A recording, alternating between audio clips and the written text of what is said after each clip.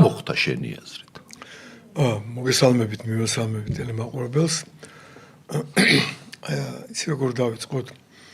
თქვენ გახსოვთ ილია თოფურია რომ გაილახა ბრძოლაში, ხომ დამარცხდა რა, გაილახა კი არა. როგორი რეაქცია ჰქონდა ჩვენ ქართველებს? ყველას ჰქონდა, გამეპირა ჰქონდა განსხვავებული. ჩვენ გცემეს. ხო, რომ მე გამლახეს რა, ეს განსხვავებული ჰქონდა. თანტკიო და თან რაღაც ღირსება და რეები არ იწერებოდა, კასტეტი ჰქონდა და რაღაც ფოტოები იდებოდა და დოპინგი და რატო იცი? ის ქართველი რომელიც სახში ყოფილიყო რომ რაღაცა კრივში, ჩვეულებრივი ამბავია, ხო? ეს რეაქცია არ იქნებოდა. ქართველი საზღვარგარეთ გაილახა, ერმა თავის კოლექტიურად მიიღო, მიხვდი თავის თავზე მიიღო ყველამ და ამან გამოიწვია ჩვენი ასეთი რეაქცია, ხო?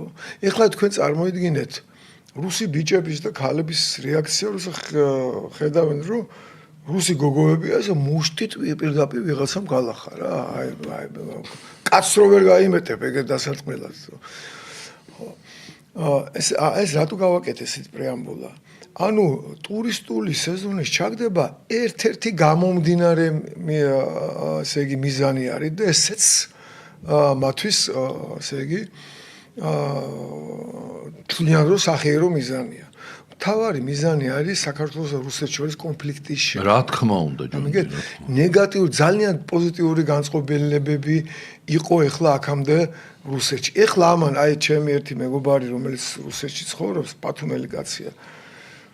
იცი რა მოწერა? ყველაფერი გააფუჭაო რა. აი ერთმა დებილმა, ხო?